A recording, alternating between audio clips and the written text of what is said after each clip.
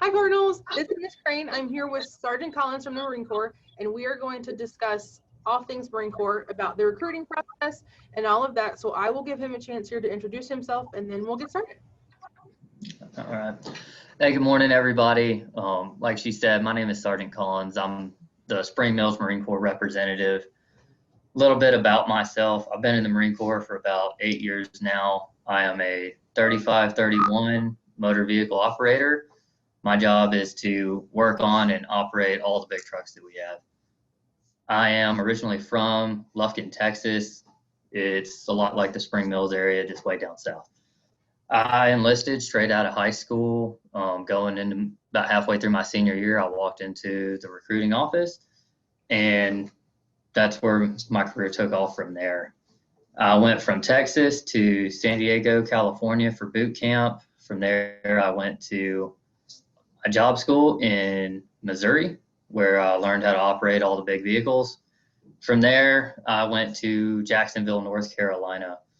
While down in North Carolina, I had the opportunity to travel the world. I did deploy a couple times, had the opportunity to go out and visit about 16 different countries just in my first 4 years. And now I'm here with everybody in good old West Virginia. But that's a little bit about me. And yeah. Thank you for sharing. I've known you for a while now. I didn't know half of that. So thank you. So let's just start by general. I'm a high school student and I'm considering enlisting in the Marines. Where do I start? What do I do? Okay, so the first thing that anyone looking into the Marines or the military needs to do is get in contact with one of the representatives or recruiters. Believe it or not, it's not as simple as just walking into an office and signing a piece of paper and then boom, you will have enlisted. There's a little bit of a process that comes with it. The first thing that we look at when someone's coming in to enlist is to make sure that they are medically and physically qualified along with morally qualified. So we do have a series of screening questions that we ask you to make sure you are qualified. Just looking for things like broken bones, operations, tattoos, drug history, any type of police involvement. Like those are just some of the big things that we're looking for. After that, then there is also the ASVAB.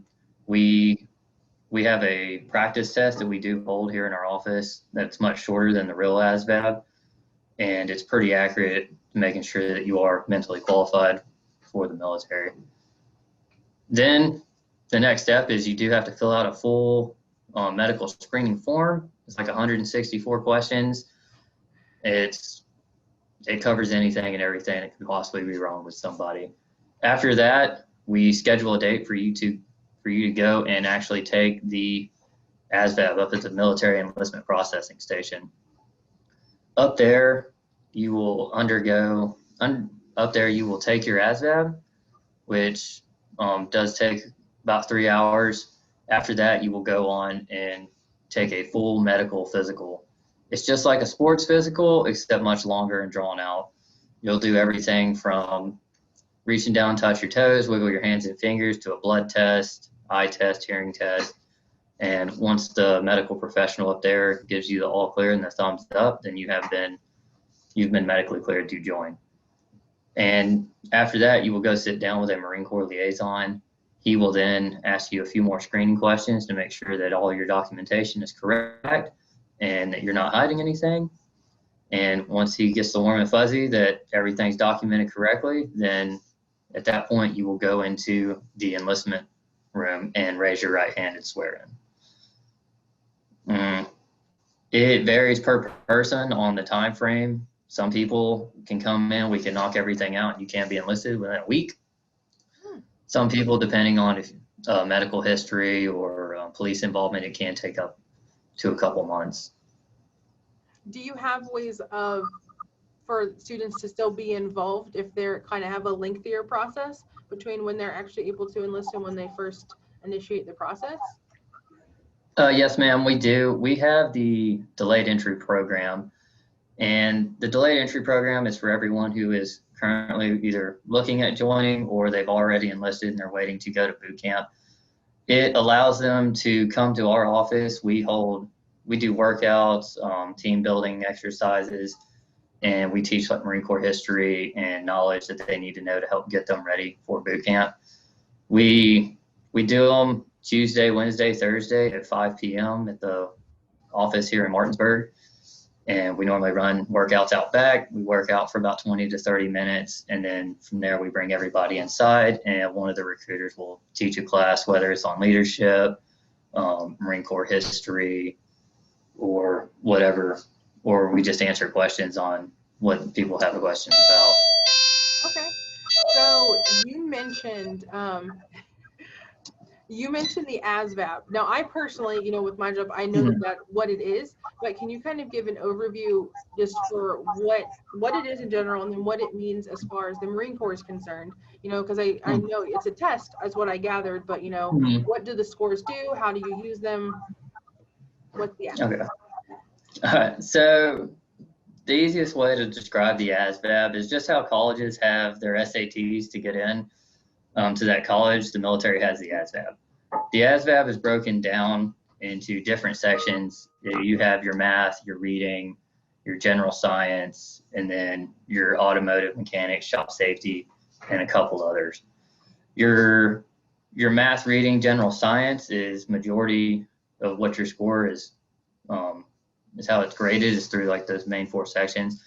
That right there is just making sure that like you do know how to do math. You're capable. You have a reading level of at least the 10th grade or higher. The general science is looking at how well you can pick up and learn new things. Your mechanics, your electrical, and everything like that is actually how we determine what jobs you qualify for. If you score really well in electric or like the mechanics, and all your different tools and shop safety, then you're going to qualify for a lot more like mechanic type jobs, like aviation mechanics or your tank mechanics. Your electrical side, you're going to qualify to work on computers, do data, work in like the cyber community. And then your math and reading, you're going to start qualifying for more of those clerical jobs, like your administrative, our financial assistants, and things like that. So we use it to help determine like what you're going to excel at in the military. And then from your score, you'll receive a list of all the jobs that you qualify for. And then from there, we will sit you down and we'll review all the jobs. And then you'll have the opportunity to pick your top 3 choices of which ones you want. Okay. So preparing for that ASVAB, it sounds like it's pretty important, because kind of where you end up on like a career path sounds like it's really tied to those scores that you get from that test.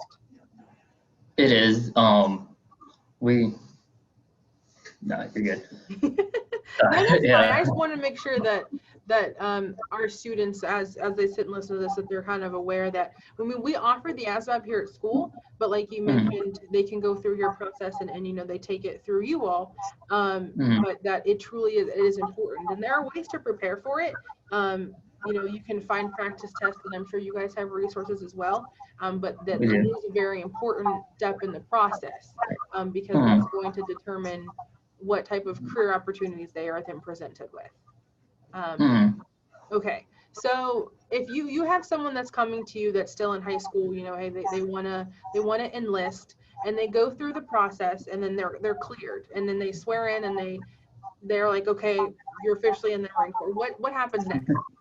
No. So after you raise your right hand, you swear in, you come back home. The next thing that's going to happen is getting you prepared for boot camp, all the mental and physical stressors that are to come with wanting to become a Marine. Your time in the delayed entry program is to help prepare you as best as possible for that. You have a boot camp date that is scheduled for you, but however, we will not send you unless we know you are ready to go and we know you will succeed. So like I mentioned earlier, you will be required for once a week. You have to come to our office, and you will come and work out with us. The workouts they vary on time and difficulty. We break them down to make sure the whole group gets a good workout. But a lot of the ways I design the workouts, it doesn't matter if you're the stud or if you're brand new to working out and it's your first time. The there's no time limit on these exercises or anything like that. The goal is just to build down or to break down that mental barrier your mind throws up when you start getting tired and fatigued. And my goal is just for you to finish the workout. We could be out there for 30 minutes. We could be out there for an hour and a half. We're going to finish. You're also required once a month to run an initial strength test. The initial strength test is the test we use to determine that you are physically ready for boot camp. At a minimum, you have to be able to do 5 dead hang pull-ups or 45 push-ups. If you do the pull-ups, you do not have to do the push-ups. You have to do a minimum of 55 crunches in 2 minutes, and you have to be able to run 1.5 miles in under 12:30 if you are a male. For females, it's 2 pull-ups, 35 push-ups, 55 crunches, and a 13:30 for the 1.5 miles. Now, that's not a requirement for you to go to MEPS and enlist. That's just our requirement for you to go to boot camp. My job is to make sure you're at that point before you go to boot camp. So tell us about boot camp. All right, so boot camp varies for, it's different for everybody. Some people go down there and they absolutely love it. Some people go down there and the first couple of weeks, they're like, this is the worst mistake I've ever made. It's different. Boot camp is 80% mental and about 20% physical. Everything that you're going to do on the physical side, we're doing right here in the delayed entry program. The stuff we do here as far as the physical stuff is most of the time is harder than what you're going to be doing down there on the island. The mental side is what gets most people when it comes to boot camp. And normally it's that first 2 to 3 weeks. You're away from mom and dad. It's your first time you're probably ever really alone. You don't have your cell phone or any form of technology. The only way you're communicating with the outside world is through a pen and paper, writing letters home. It's a little different from what it's like not being it's a little bit of a shock at first, but once you start making friends and you're going to be able to meet people from all up and down the East Coast. And once you start making friends, time starts flying by. And the drill instructors, they're intense. They scream a lot. They're going to yell constantly, but it's just their job. Their job is to yell. They don't really hate you as much as they act like it. Their job is to turn you into Marines. You're going to do a lot of stuff that you thought you'd never be able to do, such as fast roping, rappelling down a tower. A lot of people have never shot rifles before. You're going to shoot a rifle all the way up to 500 yards away. That's 5 football fields away. You're going to learn proper fighting techniques. You're going to actually spend quite a bit of time in the classroom, believe it or not, learning about actually taking like physical fitness classes. You're going to take a financial class while you're in boot camp. You're going to take leadership classes. And I was still awake. My computer went to sleep. You're still there. Okay, sorry, my screen went black. But a lot of the stuff that you do in boot camp, like every day is different, and it's all fun. It's all how you look at it. Me personally, I had a blast. It was hard. There wasn't really any easy days, but I made friends real fast with the guy I shared my bunk bed with, and me and him just turned every day into like a competition. We always got in line either next to each other or competing against each other, and it made the day by day go by so much better and a lot easier, knowing that like me and him could like laugh about it or compete about it. And now we're not worried about now we're not thinking about home. We're not thinking about the drill instructor screaming next to me. Like, I'm just wanting to go home late. I want to go back at the end of the day knowing that I beat my rack mate. Yeah. This way I can mess with them. So, but it's definitely unique. It's a one-of-a-kind experience. The day I earned my Eagle Glove and Anchor is still the happiest day of my life. It's a very emotional day. It's pretty much everyone cries. Like, everyone will say they didn't, but everyone does, because you think back over the last 13 weeks, all the sweat, all the tiring days, and then you think back to like your time in high school and the people who were doubting you and like the people who were like looking up to you, hoping you'd be able to finish.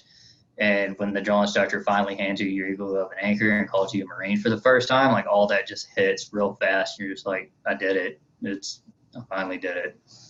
And then the adventure just takes off from there.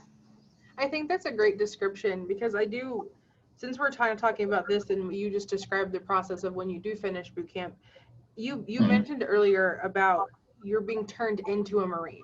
So before we move on with other questions, can you kind of just expand a little bit on what that means to become a Marine and then be a Marine? Because it's a whole other thing.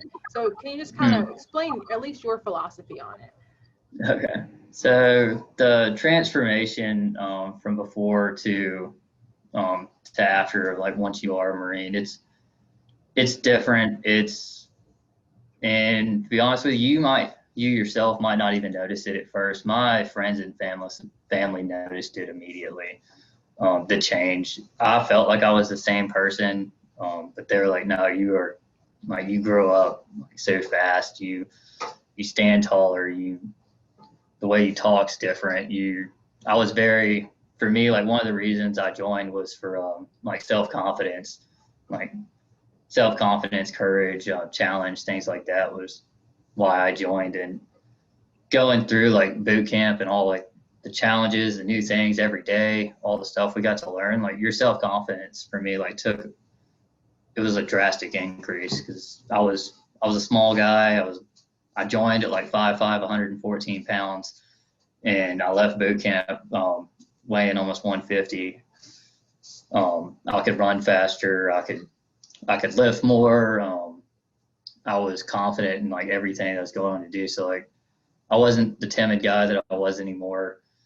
And when I finally got back around like my friends and family, like seeing like their faces, like the smile on their faces, like how they could noticeably see the changes in me, it was a good feeling to like, wow, it was back to like, wow, I did it. Like they're happy. They're not like, I know my parents aren't gonna be like disappointed in me and stuff like that, because I was a pretty wild child, like growing up for the most part. Like I was a decent student. Like in school, I was pretty good. Outside of school, I did play in the gray a lot, on the verge of like getting in trouble and like not getting in trouble.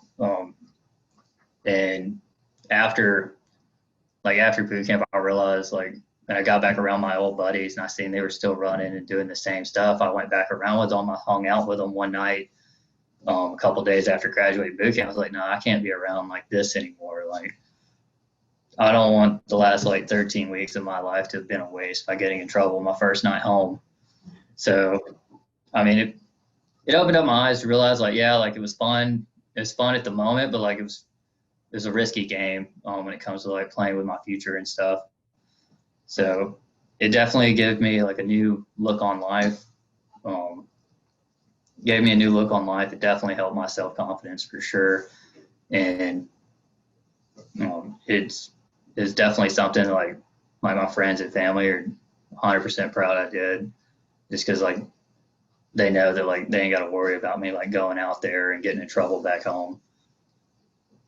Yeah, no, that's great. Thank you for sharing that. I think that's good for a lot of our kids to hear, because, first, you are human. We all are. And Yeah. then kind of, your experiences can be kind of similar to some of theirs. Some maybe not, but it sounds like it. So once you finish boot camp, we've talked about the ASAP and careers. Like, when does that come into play? Is it after boot camp? Is it like before? Like, when does my job come into play? So when it comes to picking your job, typically the way we like to do it is after you go to MEPS, we will sit down with you and we will pick your job. The reason why we like to do it after is because I can sit here and say, yes, you can qualify for this job, but you hadn't taken your test yet. So I don't want to sit here and promise you one thing when I don't know if you're even going to qualify for it. So we like to wait until after you go to MEPS, because the ASVAB comes into play, as well as your physical also comes into play to your jobs. Like if you're colorblind, if you're partially deaf, or you don't have depth perception, like all that also comes into play into your jobs. So we wait until after you get back and we have all those results. Now, the way we do jobs is we do ask you to pick your top 3 choices. We ask you to pick 3 jobs that you honestly like can see yourself doing and be happy with. And the reason why we ask you to pick 3 is because we only have so many jobs a year. We might not have we might not have your number 1 until like next year. And if you don't want to wait till next year, that's why we asked you to pick 3. However, with that being said, we do a pretty good job with getting people their first one. We'll fight, make trades, whatever we got to do to get the people their first job. Now, we'll submit the request once you give us your job choices. Typically takes a couple days. We'll get the results back from our job assignment coordinator. He'll send us back the email saying Johnny got his job, and then we will actually have you sign your job contract, locking it in officially. Now, after boot camp, where your job starts to come into play would be, it's going to depend on what type of job field you're in. If you were in a combat arms job, like your infantry, Marines, or your light armored reconnaissance vehicle guys, and if you're a more combat oriented job, you are going to go through the infantry training battalion. You'll spend your first 30 days learning infantry tactics, learning how to kick doors, conduct patrols, do search and seizures. And then from there, you will go to your specific job, whether it is machine guns, mortars, a light armored vehicle operator, artillery, whatever it is. Then you will go there and you will spend all your combat jobs are anywhere between 4 to 6 weeks long as far as their job schooling. If you are a non-combat arms job like logistics, admin, an aviation mechanic, you will go to what is called Marine Combat Training. Marine Combat Training, it's a 27-day course, and it is to teach you basic combat tactics. Every Marine is a rifleman, so every Marine learns the basics of how to conduct, how to do like house-to-house drills, how to conduct patrols, how to throw a grenade, shoot machine guns. You'll go there for 27 days, and then from there you will actually go to your job school. And your job school will be anywhere from 4 weeks up to 60 weeks. It just depends on what you're doing. Linguists go to school for up to 60 weeks. So that's a long your time. aviation, yeah, your aviation guys, their schools are typically about four months long because they have to learn like the intricate details of like the planes that they're working on. My job school is only 5 weeks, so it all just depends. Okay. Now, I'm talking about like right now in the eyes of someone that's fresh out of high school coming. Now, while I'm, in my initial contract or whatever, if I'm thinking about maybe I want to go to school still, I still want to do college or community college or something, is that something I would be able to do? Yes, ma'am, it is. So if you're active duty and you're currently serving in your first 4 years, you will receive what is called tuition assistance. It is a program that allows active duty members to go to college while they're serving their time in their enlistment. Tuition assistance is 100% paid for. You don't have to pay a dime. You can actually use it as soon as you graduate. As soon as you graduate boot camp, you are eligible to start using it. It's the only thing with tuition assistance is your command will keep track of your grades. So you are required to maintain a C average for the military to keep paying for your college. But they pay for everything. There's multiple ways you can use it. You can take online classes. There is a campus on base that you're allowed to use, or you can go to one of the local colleges around the base if you would like. And with tuition assistance, I've had a couple Marines use it that have worked for me. And I had one, she went every day during lunch. Typically a lunch break's from 11 to 1, so you got 2 hours there. Her class was only an hour, so she would go eat, go to her class, and then come back to work. And then she was still at home relaxing by like 4:30. had another female Marine. She went to class on Thursdays, Tuesdays and Thursdays, and she went to one of the campuses out in town. We would let her leave work early. She always finished her work for the day and everything, so we would let her leave work at 2. Her class started at 3. She would go to class, and then her night class ended by like 6. So she was still at home by 6, and she was taking online classes as well. So she actually fast tracked. It covers tuition assistance covers up to 36 months of schooling, so it's you're definitely able to obtain your bachelor's degree through using that. Another thing that a lot of people don't know about is your joint service transcripts. Your joint service transcripts are basically your military training counts as college credits. So all the schools you've gone through, to include boot camp, your job school, any classes or courses you've attended while you're in the military, a lot of those will give you college credits, and you can apply those as well towards your degree. So now you're knocking out all the electives that you don't want to take.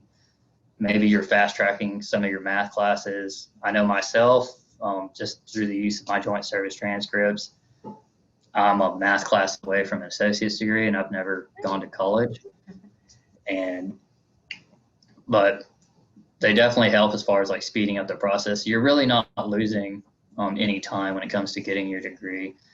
You also have your GI Bill, the Forever GI Bill, that you can use as well. That's another 36 months of schooling you can use on top of tuition assistance to say if you're chasing down your master's. Now you have the opportunity to chase down your master's, and you're not having to come out of pocket for anything.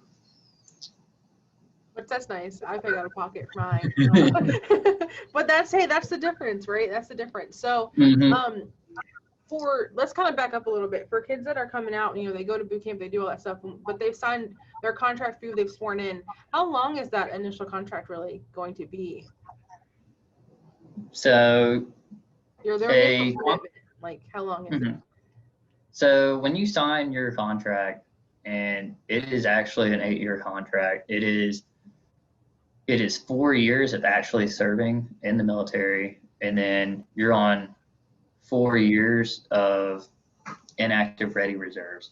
That inactive ready reserve time, you are out. You are essentially a civilian again. However, if something happens in the world, you are eligible to be recalled back into the military. It is very rare, and it hasn't happened in forever, but yes, you're on an 8-year contract. Okay. Now, to switch gears again, are there opportunities for students that say they want to go to college first, and then are looking to maybe enlist or something after college? Is that something that's possible with the Marine Corps? Yes, ma'am. We actually do have scholarships. We have the Naval Reserve Officer Training Corps Scholarship for individuals who would like to go to college and then join the military as an officer. It is a full ride scholarship to any college that has an NROTC program, and it covers everything: housing, uniforms, food, books, and as well as any other allowances that you need while you're there. And you will go to college for 4 years, and then upon getting your bachelor's degree, you will then head off to the officer boot camp and commission as an officer from there. If that's one route you can take. We do also have the reserves as well. The reserves is a good opportunity for individuals who kind of want to do both, want to go full-time college, but also maybe start getting their feet wet in the Marines as well. And you, full-time college student, you're a part-time Marine. And then by the time you graduate college, you're eligible to decide if you want to go full-time Marines or continue on in the reserves. The reserves is essentially, it's 1 weekend a month, a couple weeks during the summer. You will go in, you will be paid, you will do your Marine Corps job, But in between those monthly events, you're back in school, you're living the life as a full-time college student or worker, whatever you're doing, and you will receive college benefits as well in the reserves. They do receive different benefits being part-time, so it's not a full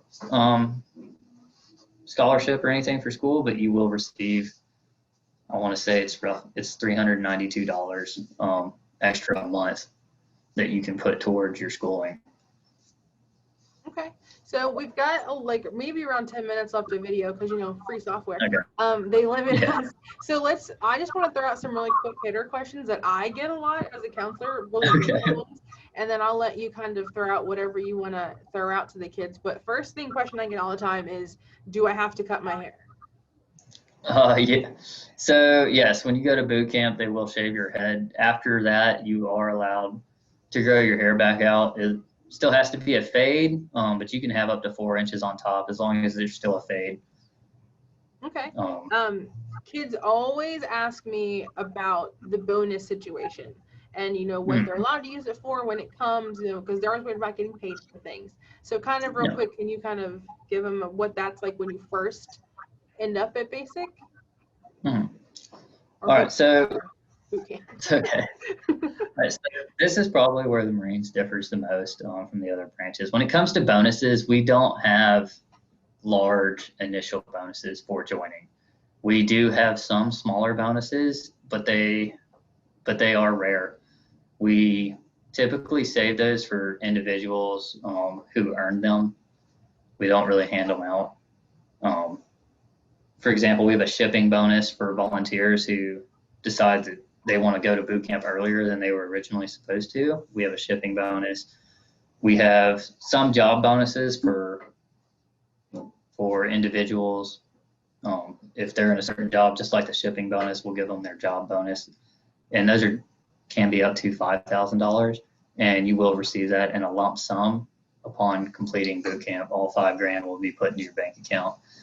Majority of our bonuses are saved for individuals who reenlist, who they do their first 4 and then they decide they want to do 4 more. That's where you'll start seeing your larger bonuses like the other branches like to give out. And you can, depending on your job, your bonus will be anywhere from $10,000 to up to $60,000. And it's just, now it is taxed. You won't get all 60, but it is taxed. However, you still have the option to, if you want it in payments, spread out through over your enlistment, or if you want a lump, or if you just want the check deposited straight into your bank account, you have that option. But we don't hand out large initial bonuses. Bonuses are definitely something you have to earn, so that's why we save those for reenlistment. Nothing wrong with that. And then my last kind of quick hitter question is, a lot of my kids say, hey, I wanna join up with my buddy. Can we go at the same time? Can we kind of end up with the same job? And then with that, they might not want to go to South Carolina. They might want to go to California. Do they get to pick? Is that assigned to them? How does all that work? So we do have the buddy program. The buddy program will get you into boot camp at the same time. It'll have you in the same platoon that you're the whole time you're in boot camp. And depending on which jobs you and your buddy pick will determine like when you finally split off. Now, like if you're smarter than your buddy, y'all might not qualify for the same jobs. So that's going to depend on like where the split happens. If y'all do pick the same jobs, then yes, you will stay together through boot camp, Marine combat training, or infantry training. And then throughout your job school, you'll still be together. The buddy program will ends at the time that you graduate your job school. You will be sent off to your unit. Now, if you want to control where you go when it comes that time to graduate job school, top performers in your class, you actually get to pick where you want to go. So you'll be able to pick, I want to go to Cali, I want to go to North Carolina, I want to go to Hawaii. If you're like if you and your buddy decide to like whip it on while you're in school and y'all graduate first and second, then y'all two will be able to pick like, hey, we both want to go to Hawaii. and then you will both end up stationed in Hawaii. But that's awesome. Thank you. Okay, so is there anything else that you kind of want to throw out there to make sure that our kids know when it comes to the Marine Corps? The biggest thing, or the only thing I really have left to say is if you are looking into the military and the Marines, the biggest thing I can tell you is don't wait. It doesn't hurt to start coming in now, to at least come talk to us and hear what we have to offer you when it comes to like your goals and what you have planned for your future. The last thing you want to do is wait to start going after your goals. And especially when it comes to enlistment, I do hear a lot from students saying, oh, well, I'm going to wait until I graduate and then enlist. There's a line to get in, and the longer you wait, the longer you're going to be waiting in line after you enlist to go to boot camp. You can't come in. It's very hard for someone to come in May or June right after they graduate and leave for boot camp in July. Because of the line that we already have going and the people already wanting to join, like the ones who are signing up now are the ones who are leaving in May, June, July. So which means the longer you wait, you're going to be looking at leaving in like September, October, November. So that's probably like the one thing is don't wait. Nothing. You're only just going to be pushing back achieving like your dreams the longer you wait. So if you're interested or this is what you want to do, by all means, just go ahead and reach out to us, come sit down. Even if you're not looking at the Marines specifically and you're just trying to figure out which branch is best for you, like it doesn't hurt to just come in, sit down and talk about your goals for a minute and figure out if you've got a good plan already put aside for yourself, or see if the Marines can help you fine tune your plan. Well, awesome. Thank you. That's sage advice. Early bird gets the worm always, right? Yeah, pretty much. Yeah, no, thank you so much for your time to talk about this with our kids. And I will put on the screen here before the video ends, I will put Sergeant Collins' contact information. That way you can reach out to him directly to either follow up with just any inquiries or questions that you have about the Marine Corps.